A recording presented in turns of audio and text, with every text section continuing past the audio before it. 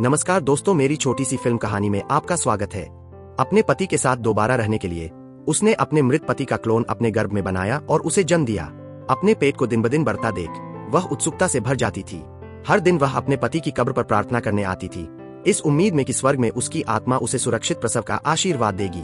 10 महीने की गर्भावस्था के बाद आखिरकार बच्चे का जन्म हुआ और जब उसने इस बेटे को देखा जो बिल्कुल उसके दिवंगत पति जैसा दिखता था, तो वह हैरान भी हुई और खुश भी, क्योंकि अब वह फिर से उसके साथ रह सकती थी। जब वह छोटा था तो उसने उसे अपने बेटे की तरह पाला, लेकिन जब वह बड़ा हुआ तो उसने उसे अपने पति की तरह पाला और आखिरकार उसने अपने बेटे से एक और बच्चा भी पैदा किया। भला किस दिमाग से ऐसी कहानी गढ़ी जा सकती है जो सारी सामान्य समझ को पलट दे। यह 2010 की फिल्म वूम है। यह एक विज्ञान कथा फिल्म और एक नैतिक नाटक दोनों है, जो नैतिकता की खोज के लिए विज्ञान कथा के आवरण का उपयोग करती है और नैतिकता का उपयोग प्रेम की आलोचना करने के लिए करती है। रेबेका के पति थॉमस की एक कार दुर्घटना में अप्रत्याशित रूप से मृत्यु हो गई और वह यह स्वीकार नहीं कर सकी कि जिस आदमी से वह प्यार करती थी वह उसे यूं ही छोड़ गया। इसलिए उसे वापस लाने के लिए उसने दृढ़ता से क्लोनिंग प्रक्रिया को स्वीकार कर लिया, थॉमस के क्लोन को अपने गर्भ में प्रत्यारोपित कर लिया और अब उसे जन्म देने के लिए बस 10 महीने इंतजार करना था। अपने गर्भ में पल रहे बच्चे के स्वास्थ्य के लिए उसने सबसे अच्छा दूध पिया और सबसे पौष्टिक भोजन खाया। आखिरकार प्रसव का दिन आ ही गया और उसने टॉमी नाम के एक बच्चे को सफलतापूर्वक जन्म दिया। अपनी आंखों के सामने इस बच्चे को देखकर वह बस यही उम्मीद कर रही थी कि वह जल्दी बड़ा हो जाएगा। समय बीतता गया, साल बीतते गए और उसका बेटा प्राथमिक विद्यालय जाने वाला था, लेकिन उसने यह बात उससे छिपाए रखी कि वह एक क्लोन है। जब उसका बेटा अपने पिता के बारे में पूछता तो वह उसे बताती कि उसके पिता की मृत्यु उसके जन्म से पहले ही एक कार दुर्घटना में हो गई थी। हालांकि जैसे जैसे उसका बेटा बड़ा होता गया, रेबेका की उसके प्रति भावनाएं अब केवल माँ और बेटे के दायरे तक सीमित नहीं रहीं। वह टॉमी के बिस्तर में घुसकर सीमाएं लांघ जाती थी और नहाते समय भी दोनों एक दूसरे के सामने खुलेआम खड़े रहते थे। अपने पति जैसे दिखने वाले अपने बेटे को देखकर वह इस क्लोन जीवन में अपने खोए हुए प्रेमी के निशान ढूंढने की कोशिश करती थी। वर्षों से उसके प्रभाव में टॉमी की रिश्तों की समझ धीरे धीरे धुंधली होती गई। उसकी नजर में रेबेका उसकी माँ थी, लेकिन कभी कभी नहीं भी, क्योंकि जिस तरह से वह उसे देखती थी वह दूसरी माँ के अपने बच्चों को देखने के तरीके से अलग था। उसे लगता था कि जिंदगी ऐसे ही शांति से चल सकती है, लेकिन टॉमी के स्कूल में आने के बाद वह अक्सर महिला सहपाठियों को घर ले आता था, जिसे उसे असहजता महसूस होती थी, मानो कोई और उसके पति को छीन रहा हो। लेकिन वह बाहरी लोगों के सामने ऐसी भावनाएं नहीं दिखा सकती थी। हालांकि उस समय क्लोनिंग तकनीक को कानूनी तौर पर अनुमति मिल गई थी, फिर भी यह नैतिकता के विरुद्ध थी और ज्यादातर लोगों ने इसे स्वीकार नहीं किया। दीमा नाम की एक छोटी बच्ची भी क्लोन थी, जो टॉमी की सहपाठी थी और रेबेका को अपने बेटे की इतनी सारी महिला मित्रों का होना पसंद नहीं था। दीमा, क्या तुम किसी के घर आकर खेलना नहीं चाहोगी? नहीं शुक्रिया। दीमा की बात सुनकर उसे मन ही मन खुशी हुई, पर उसने अभी तक जाहिर नहीं किया। तभी अचानक उसके बेटे ने बताया कि दीमा में एक खास गंध है, शीशे के क्लीनर जैसी। यह क्लोनों में अनोखी होती है। कभी कभी यह उनकी त्वचा से निकलता था और दूसरों को पता चल जाता था। और दीमा का जन्म इसलिए हुआ क्योंकि उसकी माँ ने अपनी माँ का क्लोन बनाकर उसे जन्म दिया था। अगले दिन पड़ोसी अचानक उसके पास आए, क्योंकि उनके बच्चों ने बताया कि रेबेका ने कल दीमा को अपने घर बुलाया था। उनका कहना यह था कि हालांकि वे खुले तौर पर क्लोनों के साथ भेदभाव नहीं करते थे, लेकिन वे नहीं चाहते थे कि उनके अपने बच्चे क्लोनों के साथ खेले, क्योंकि क्लोन नैतिकता का उल्लंघन करने वाले उत्पाद थे। हर जीवन अनोखा होता है और उसकी नकल नहीं की जानी चाहिए, क्योंकि अन्यथा वह अपने अस्तित्व का अर्थ खो देता है।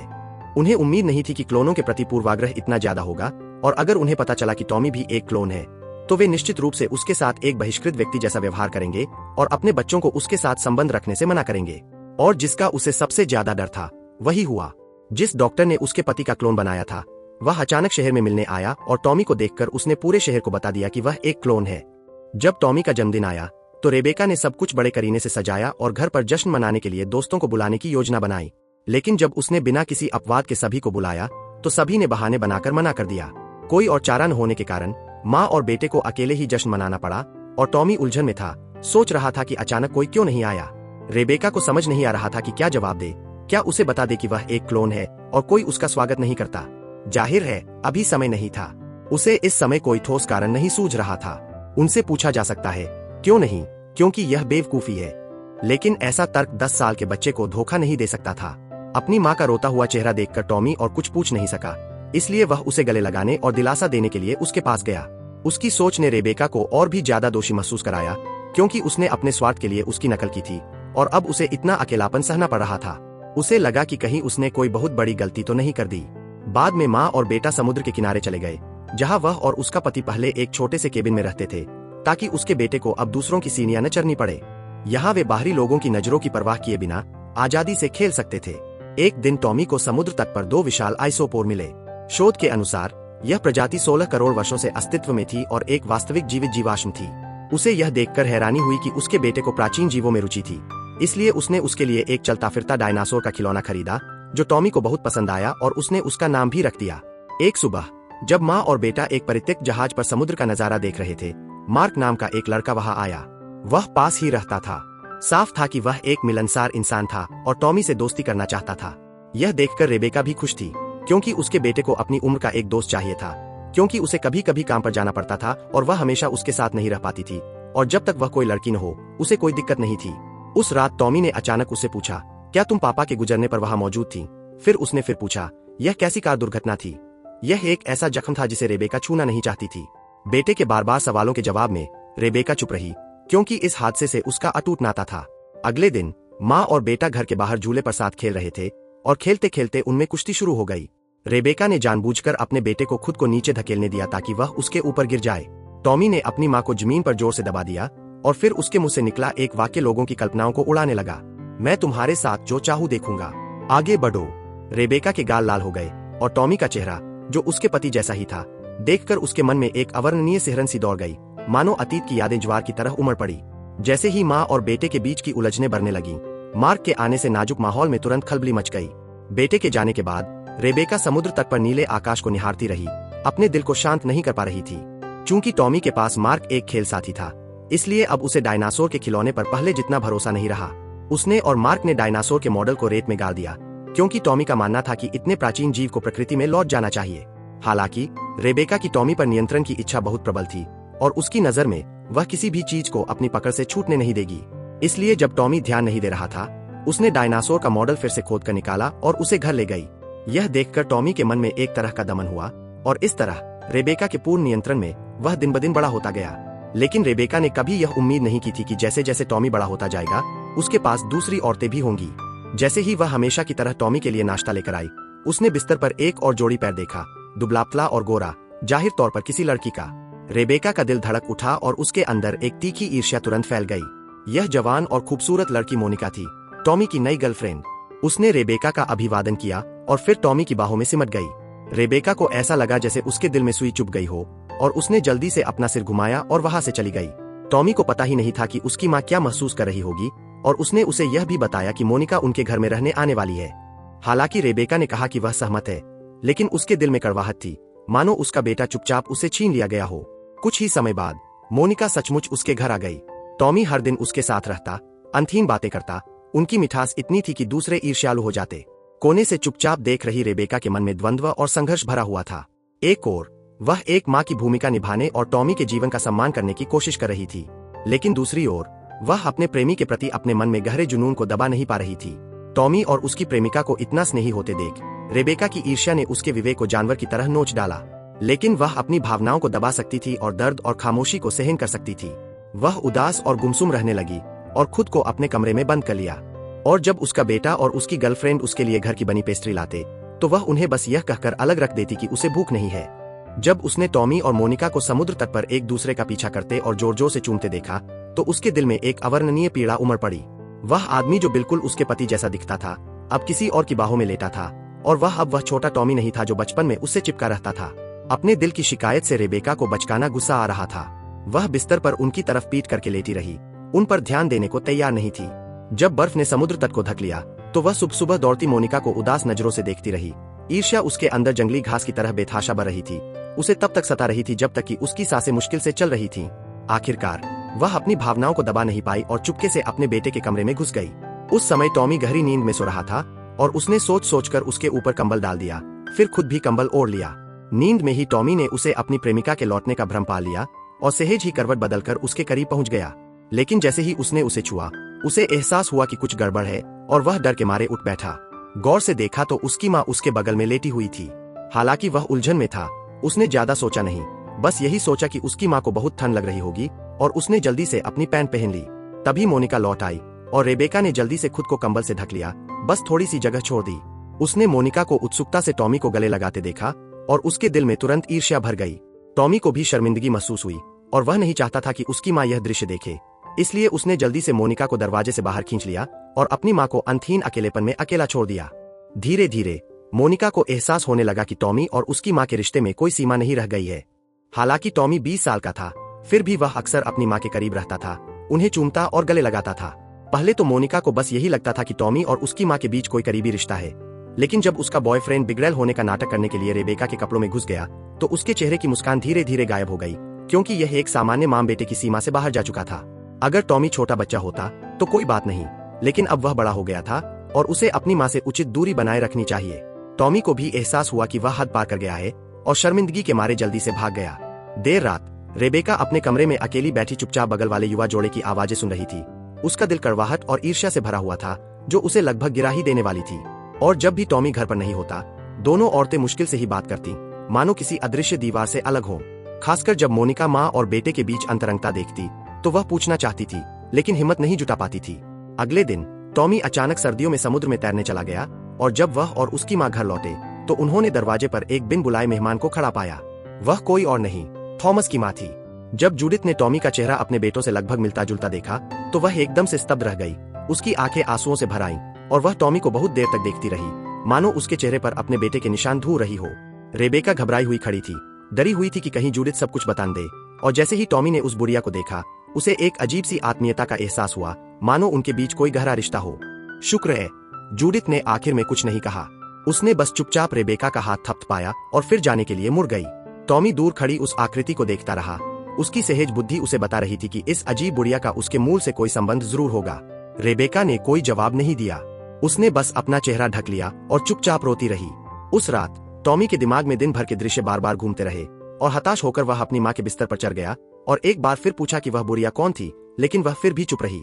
जवाब न मिलने पर टॉमी और भी ज्यादा परेशान होता गया।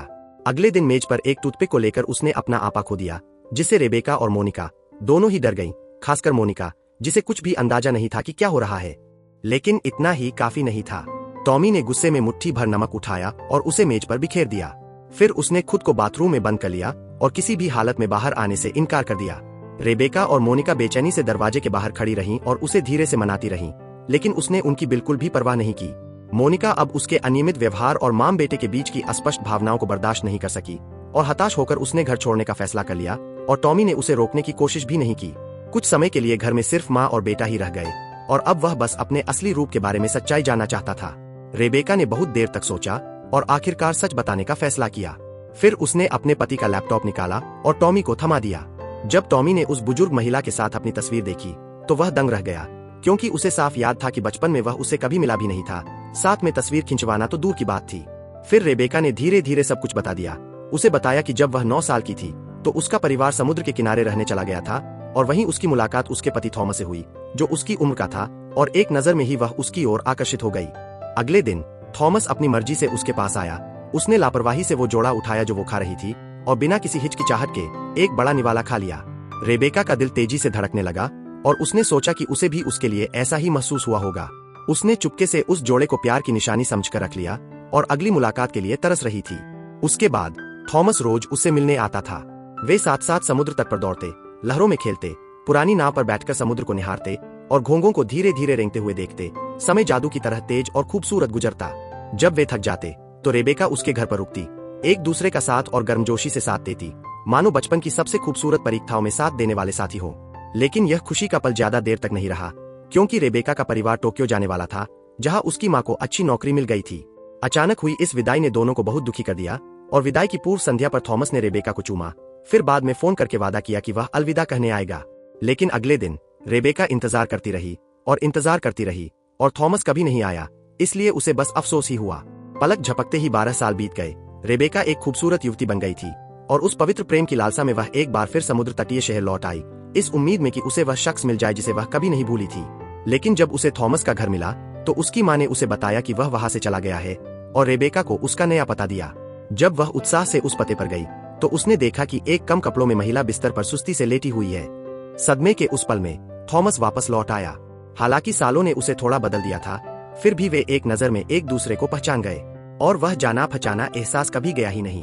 रोज जो एक तरफ खड़ी थी, पूरी तरह से हतप्रभ थी, उन्हें एक ऐसी निजी भाषा में बात करते हुए देख रही थी जिसे सिर्फ वे ही समझ सकते थे, मानो कोई अदृश्य दीवार उसे अलग कर रही हो। वे उसकी मौजूदगी को नजरअंदाज कर रहे थे और खूबसूरत अतीत के बारे में बातें कर रहे थे, और रोज अब इसे बर्दाश्त नहीं कर सकी और गुस्से में बाहर निकल गई। थॉमस उसके पीछे नहीं गया, क्योंकि उसका पूरा दिल उस औरत में डूबा हुआ था जिसके लिए वह इतने सालों से तरस रहा था। वे साथ में समुद्र तट पर गए, जहां वे बचपन में अक्सर जाया करते थे और एक दूसरे के साथ अपने सपने और राज साझा करते थे। रेबेका ने सावधानी से पूछा कि क्या उसकी प्रेमिका नाराज होगी, लेकिन थॉमस ने सहजता से जवाब दिया कि वह उसे कल ही मिला है, यानी इस रिश्ते का कोई महत्व नहीं है। रेबेका के लिए यह निस्संदेह एक अच्छी खबर थी और उनके बीच प्यार की चिंगारी तुरंत फिर से भड़क उठी।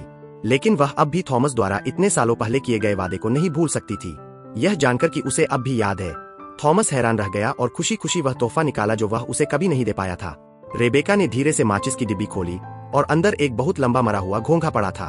पता चला कि थॉमस हमेशा से इसे अपने प्यार की निशानी मानता था और इसे 1 साल तक पालता रहा था, लेकिन आखिरकार यह मर गया। इस बार किस्मत ने उन्हें फिर से एक साथ ला दिया और दोनों ने एक दूसरे को कभी याद न करने का संकल्प लिया। वे एक दूसरे से अविभाज्य थे, मानो खोए हुए समय की भरपाई करने की कोशिश कर रहे हों, लेकिन खुशी ज्यादा देर तक नहीं टिकी। अपने हनीमून ट्रिप पर रेबेका को अचानक शौचालय जाना पड़ा और थॉमस ने दयापूर्वक कार रोक दी और बाहर निकलकर इंतजार करते हुए सिगरेट पीने के लिए तैयार हो गया। तभी एक जोरदार धमाके ने सन्नाटा तोड़ दिया और जब रेबेका पीछे मुड़ी तो उसने थॉमस को खून से लथपथ देखा। अपनी प्रेमिका को एक कार दुर्घटना में मरते हुए देख रही थी और उसकी आंखें पूरी तरह से टूट गईं। थॉमस के अंतिम संस्कार की तैयारी के बाद उसे उस डिब्बे में एक नोट मिला जिसमें कभी घोंघा रखा था और बचकानी लिखावट में लिखा था, मैं हमेशा तुम्हारा इंतजार करूंगा। इस प्रेमपूर्ण प्रतिज्ञा को देखकर उसका हृदय दुहक से भर गया और उसे खाने पीने की कोई इच्छा नहीं रही। वह थॉमस के माता पिता के पास गई और उनसे विनती की कि वे उसका क्लोन बनाने के लिए राजी हो जाए, लेकिन सवाल यह था कि इस बच्चे को कौन जन्म देगा। रेबेका ने दृढ़ता से कहा कि वह यह जिम्मेदारी लेने को तैयार है। थॉमस के माता पिता दुहक से भरकर और उसके प्यार से द्रवित होकर अंततः क्लोनिंग के लिए सहमति दे दी। जब टॉमी ने पूरी कहानी सुनी तो वह दंग रह गया, क्योंकि उसे हमेशा से क्लोनों से नफरत थी और उसने कभी सोचा भी नहीं था कि वह खुद क्लोनिंग का नतीजा है। उसकी भावनाएं तुरंत बेकाबू हो गईं। उसने रेबेका की गर्दन जोर से पकड़ी और उसे जोर से बिस्तर पर पटक दिया। टॉमी एक गहरे पहचान के संकट में फंस गया और उसे अपने अस्तित्व पर ही शक होने लगा।